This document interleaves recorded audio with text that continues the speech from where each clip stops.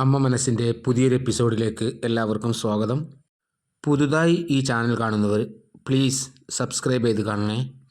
അപ്പോൾ സിദ്ധാർത്ഥ് ചന്ദ്രികയോട് പറയാണ്, നീ എൻ്റെ കൂടെ ജീവിക്കാമെന്ന് സമ്മതിച്ച അങ്കിളുടെയും ആൻറ്റിയുടെയും എൻ്റെ അമ്മയുടെയും അച്ഛൻ്റെയും സമ്മതം ഞാൻ വാങ്ങി, ഞാൻ നിന്നെ വിവാഹം കഴിക്കും.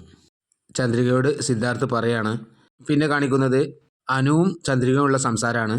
ഈ രണ്ട് പേപ്പറിൽ ഒന്നിൽ സിദ്ധാർത്ഥ് എന്ന് എഴുതും, മറ്റേതിൽ ഒന്നും എഴുതില്ല. ഇത് ഞാൻ കുലുക്കിയിടും.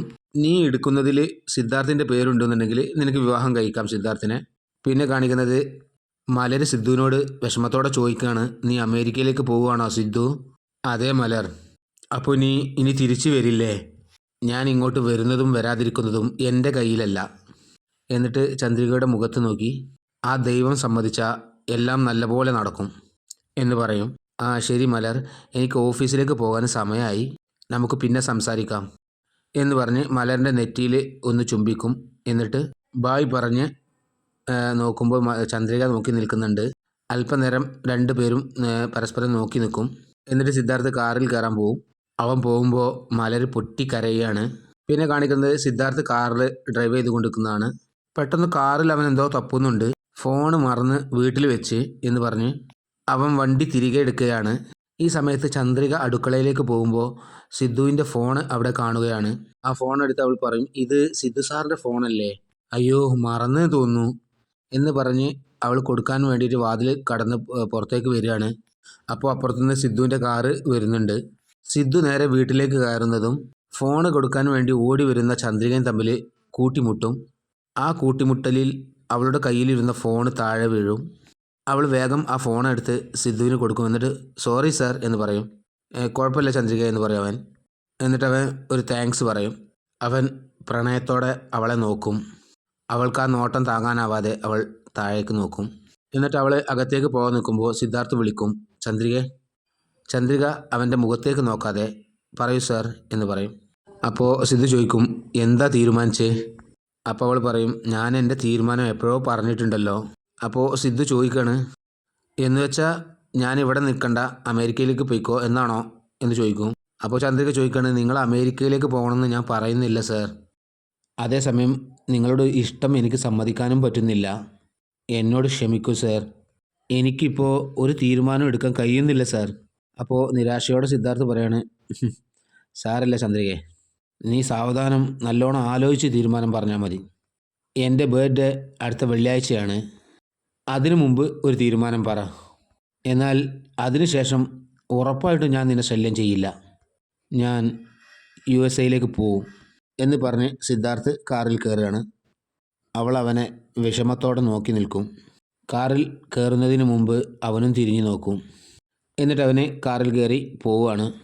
പിന്നെ കാണിക്കുന്നത് സ്കൂൾ വിട്ട് ഗ്രൗണ്ടിൽ ചന്ദ്രികയെ കാത്തു നിൽക്കുന്ന മലരിനെയാണ്. അതേ കോമ്പൗണ്ടിൽ മലർ ഒറ്റക്ക് നിൽക്കുന്നത് മഹേഷ് കാണുകയാണ്. അവൻ മനസ്സിൽ വിചാരിക്കുകയാണ്, മലറിനെ കൊണ്ടുപോകാൻ ഇപ്പോഴും ചന്ദ്രിക വന്നില്ല തോന്നുന്നു. അവൻ കുറച്ചു നേരം ആലോചിച്ച് ഒരു നിഗൂഢ ചിരിയോടെ മലറിൻ്റെ അടുത്തേക്ക് വരികയാണ്.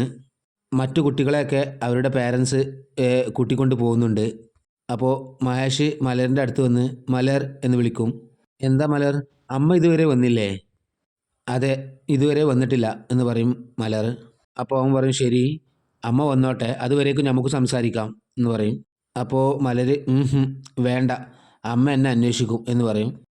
അപ്പോൾ മഹേഷ് പറയാണ്, നോക്കൂ അച്ഛൻ നിനക്കൊരു സാധനം വാങ്ങി വെച്ചിട്ടുണ്ട്, നീ വന്നാൽ ഞാൻ നിനക്ക് തരും. അപ്പോൾ മലർ ചോദിക്കുകയാണ്, എന്താണ് വാങ്ങി വെച്ചത്? അപ്പോൾ മഹേഷ് ചിരിച്ചുകൊണ്ട് പറയാണ്, അത് സസ്പെൻസ്, നീ വന്നാലേ തരൂ. അപ്പോൾ മലർ കുറച്ച് ചിന്തിക്കുകയാണ്, പോണോ പോണ്ടേ എന്ന്. നീ എന്താ ആലോചിക്കുന്നത്? നിൻ്റെ അമ്മ വരുന്നതിന് മുമ്പ് നമുക്ക് വരാം, വാ മലർ എന്ന് പറഞ്ഞ് അവളുടെ കയ്യും പിടിച്ച് മുന്നോട്ട് നടക്കും. പിന്നെ കാണിക്കുന്നത് മലർ ഒറ്റയ്ക്ക് ഇരിക്കുന്നതാണ്. അവൾ ആരെയോ തിരയുന്ന പോലെ ചുറ്റും നോക്കുന്നുണ്ട്. അപ്പോൾ ഒരു കവറുമായി മഹേഷ് അവളുടെ അടുത്തേക്ക് വരികയാണ്. മലർ എന്ന് പറഞ്ഞ് അവളുടെ മുമ്പിൽ ഇരിക്കും. എന്നിട്ടൊരു ഐസ്ക്രീം എടുത്ത് അവളെ കാണിക്കും. അച്ഛൻ നിനക്ക് വേണ്ടി ഐസ്ക്രീം വാങ്ങിക്കൊണ്ടുവന്നിട്ടുണ്ട്, ഇതാ വാങ്ങിക്കോ എന്ന് പറഞ്ഞ് അവൾക്ക് കൊടുക്കും. അവൾ അത് വാങ്ങും.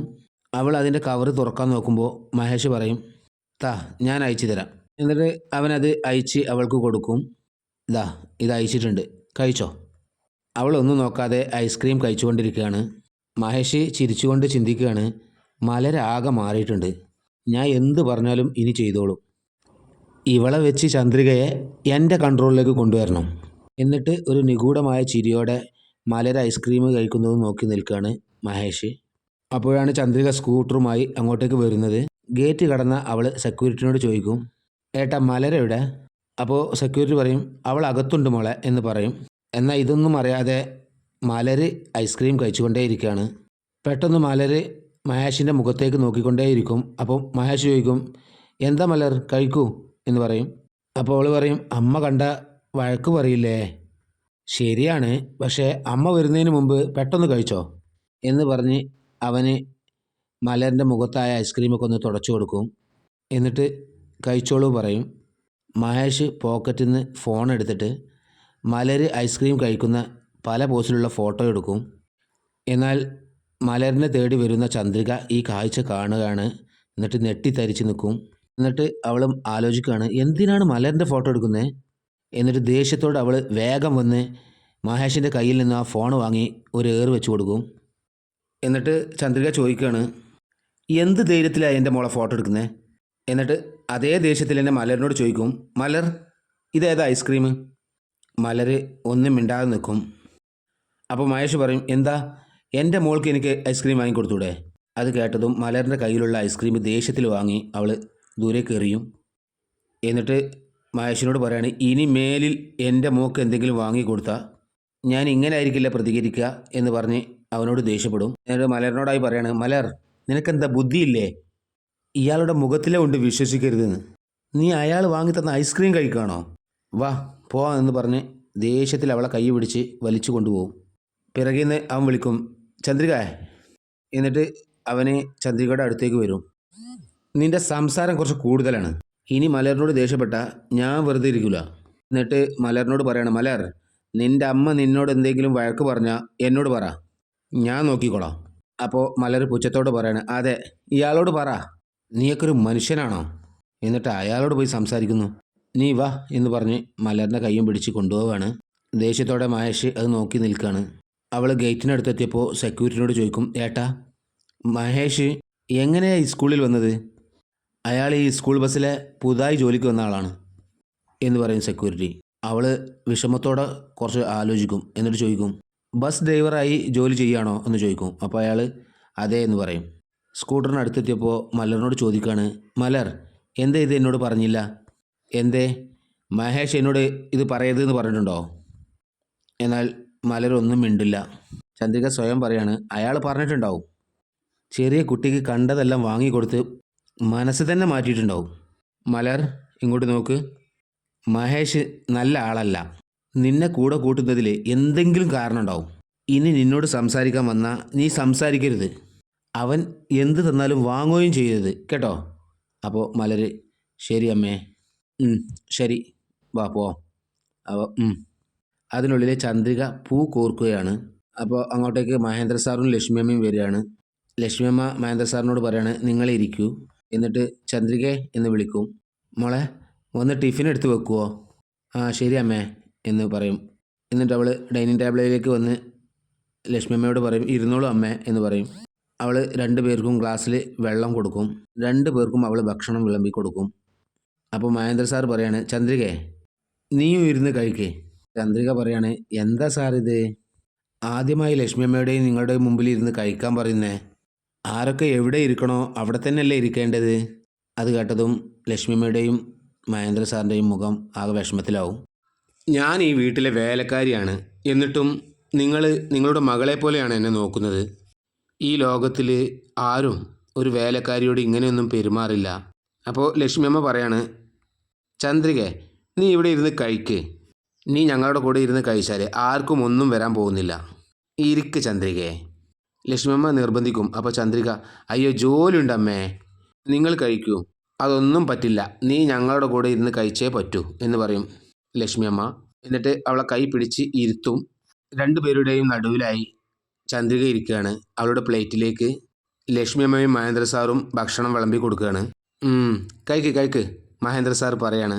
ലക്ഷ്മിയമ്മയും പറയുന്നുണ്ട് കഴിക്കാൻ.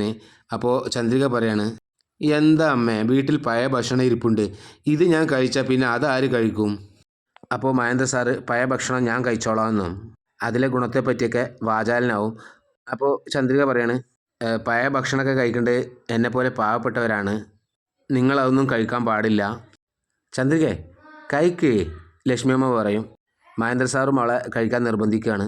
അങ്ങനെ അവർ ഭക്ഷണം കഴിച്ചുകൊണ്ടിരിക്കുമ്പോൾ ചന്ദ്രിക ഒന്ന് ഓർത്തിട്ട് പറയാണ്, സർ, 2 പേരോടും എനിക്കൊരു കാര്യം പറയാൻ മറന്നുപോയി. എന്താ ചന്ദ്രികയെ പറ, മഹേന്ദ്ര സാർ ചോദിക്കും. അപ്പോൾ ചന്ദ്രിക പറഞ്ഞു, ഇപ്പോൾ മഹേഷ് ഇവിടെ ജോലി ചെയ്യാമെന്നറിയോ? അറിയില്ല ചന്ദ്രികയെ. അയാളിപ്പോൾ മലര് പഠിക്കുന്ന സ്കൂളിലാണ് ജോലി ചെയ്യുന്നത്. ഇത് കേട്ടവും ആകെ അമ്പരന്നു മഹേന്ദ്ര സാറും ലക്ഷ്മിയമ്മയും. കുറച്ച് നേരം മിണ്ടാതെ നിന്നു. എന്നിട്ട് കേട്ടത് വിശ്വസിക്കാനാവാതെ അവളോട് ചോദിക്കും, എന്താ പറഞ്ഞേ? അതെ സർ, മഹേഷ് മലര് പഠിക്കുന്ന സ്കൂളിലെ ബസ് ഡ്രൈവറായി ജോലിക്ക് ചേർന്നിരിക്കുകയാണിപ്പോൾ. എന്നാൽ മഹേന്ദ്ര സാറ് ദേഷ്യം സഹിക്കാൻ വയ്യാതെ ഇരിക്കുകയാണ്. എന്നിട്ട് പറയാണ്, റാസ്കൾ, അവനെന്തിനാ ആ സ്കൂളിൽ ജോലിക്ക് വന്നിരിക്കുന്നത്? അപ്പോൾ ചന്ദ്രിക പറയാണ്, മലറിൻ്റെ മനസ്സ് എങ്ങനെയെങ്കിലും മാറ്റാനും വേണ്ടിയാവും അവൻ അവിടെ ജോലിക്ക് ചേർന്നിരിക്കുന്നത്. അതാണ് എനിക്ക് പേടി. അപ്പോൾ മഹേന്ദ്ര സാർ പറയാണ്, നീ ഒന്നുകൊണ്ടും പേടിക്കണ്ട, ആ സ്കൂളിൻ്റെ പ്രിൻസിപ്പലിനെ എനിക്കറിയും, അയാളോട് സംസാരിച്ച് അവൻ്റെ ജോലി ഞാൻ കളയും. നീ കഴിക്ക്. 2 പേരും അപ്പുറവും ഇപ്പുറവും നിന്ന് ചന്ദ്രികയോട് ഭക്ഷണം കഴിക്കാൻ പറയാണ്. യഥാർത്ഥത്തിൽ തൻ്റെ അച്ഛനും അമ്മയാണ് അപ്പുറത്തും ഇപ്പുറത്തും ഇരുന്ന് തനിക്ക് ഭക്ഷണം തരുന്നതെന്ന് മനസ്സിലായില്ലെങ്കിലും അവൾ ഒരുപാട് സന്തോഷത്തിലാണ്. അങ്ങനെ കഴിച്ചുകൊണ്ടിരിക്കുമ്പോൾ ഭക്ഷണം ചന്ദ്രികയുടെ തരിപ്പിൽ പോവുകയാണ്. 2 പേരും ചേർന്ന് അവൾക്ക് വെള്ളം കൊടുക്കുകയും തലയിൽ കൊട്ടുകയൊക്കെ ചെയ്യുന്നുണ്ട്. എന്നിട്ട് മഹേന്ദ്ര സാർ ചോദിക്കുകയാണ്, ശരിയായോ? ഇനി കഴിക്ക് എന്ന് പറയും. അവളാണെങ്കിൽ അതീവ സന്തോഷത്തിലുമാണ്. 2 പേരെയും അവരറിയാതെ മാറി അവൾ നോക്കുകയാണ്. അപ്പോൾ ഇന്നത്തെ എപ്പിസോഡ് ഇവിടെ കഴിയാണ്. ഞാൻ അടുത്ത എപ്പിസോഡ് കുറച്ച് പറയാം. ചന്ദ്രികയും ലക്ഷ്മിയമ്മയും മഹേന്ദ്ര സാറും സ്കൂളിലേക്ക് വരുന്നത് കുറച്ച് ദൂരെ നിന്ന് മഹേഷ് കാണുകയാണ്. അപ്പോൾ അവൻ പറയാണ്, ഇവർ 3 പേരും കൂടി സ്കൂളിലേക്ക് വരാൻ എന്തായിരിക്കും കാരണം? അവൻ ആലോചിക്കുകയാണ്. പിന്നെ സ്കൂളിലെ പ്രിൻസിപ്പൾ മഹേന്ദ്ര സാറിനോട് പറയാണ്, പ്രധാനപ്പെട്ട ഒരു കാര്യം പറയാനുണ്ടെന്ന് ഫോണിൽ പറഞ്ഞു. എന്താ കാര്യം? അപ്പോൾ മഹേന്ദ്ര സാറ് ചന്ദ്രികയെ ചൂണ്ടിക്കാണിച്ചുകൊണ്ട് പറയാണ്, ഇവളുടെ എക്സ് ഹസ്ബൻഡിൻ്റെ പേര് മഹേഷ്. അവനിപ്പോൾ ഈ സ്കൂളിൽ പുതുതായി ജോലിക്ക് ചേർന്നിട്ടുണ്ട്. ഈ സ്കൂളിൽ ബസ് ഡ്രൈവറായിട്ടാണ് ജോലിക്ക് ചേർന്നിരിക്കുന്നത്. പിന്നെയും മഹേഷിൻ്റെ സ്വഭാവങ്ങളെപ്പറ്റി പ്രിൻസിപ്പാളോട് ഇങ്ങനെ പറഞ്ഞുകൊണ്ടിരിക്കുകയാണ്. അപ്പോൾ പ്രിൻസിപ്പൾ പറയാണ്, ഇന്ന് തന്നെ ഞാൻ അവനെ ജോലിയിൽ നിന്ന് പറഞ്ഞേക്കാം എന്ന് പറയാണ്. എന്നിട്ട് അവിടെയുള്ളൊരു സ്റ്റാഫിനോട് അയാൾ പറയാണ്, മഹേഷ് എന്നൊരാളെ പുതുതായിട്ട് ജോലിക്ക് എടുത്തിട്ടുണ്ടോ എന്ന് ചോദിക്കും. അപ്പോൾ ആ സ്റ്റാഫ് പറയും, അതെ സാറിന്. ഉടനെ അവനെ ഡിസ്മിസ് ചെയ്യണം എന്ന് പറയും. പിന്നെ കാണിക്കുന്നത് ആ സ്റ്റാഫ് മഹേഷിനോട് പറയാണ്, നിങ്ങളെ ഡിസ്മിസ് ചെയ്തിരിക്കുന്നു. അപ്പോൾ മഹേഷ് ചോദിക്കും, എന്തിനാണ് എന്ന് ചോദിക്കും. അപ്പോൾ ഇവർ പറയും, നിങ്ങളെപ്പറ്റി ചന്ദ്രിക എന്നൊരു സ്ത്രീ കംപ്ലൈൻറ്റ് പറഞ്ഞിട്ടുണ്ട്. പിന്നെ കാണിക്കുന്നത് സിദ്ധുവും ചന്ദ്രികയും സംസാരിക്കുന്ന സ്ഥലത്തേക്ക് മഹേഷ് വരികയാണ്. എന്നിട്ട് മഹേഷ് ചന്ദ്രികയോട് ചോദിക്കുകയാണ്, എന്താ ചന്ദ്രികയെ, മനസ്സെല്ലാം സന്തോഷത്തിലാണല്ലേ? എന്നിട്ട് അയാൾ സിദ്ധുവിനോട് ചോദിക്കുകയാണ്, ചന്ദ്രികയായിട്ട് എങ്ങനെ, നല്ല കമ്പനിയാണോ? നീ അവളുടെ മനസ്സ് നന്നായി മാറ്റിയെടുത്തിട്ടുണ്ട്. അപ്പോൾ ഇതുവരെയാണ് ഇന്നത്തെ സ്റ്റോറി. സബ്സ്ക്രൈബ് ചെയ്തിട്ടില്ലാത്തവർ തീർച്ചയായും സബ്സ്ക്രൈബ് ചെയ്യുക, ലൈക്ക് ചെയ്യുക, കമൻറ്റ് ചെയ്യുക, ഷെയർ ചെയ്യുക, എന്നെ സപ്പോർട്ട് ചെയ്യുക. അപ്പോൾ അടുത്ത എപ്പിസോഡുമായി വരാം. Tata, bye bye.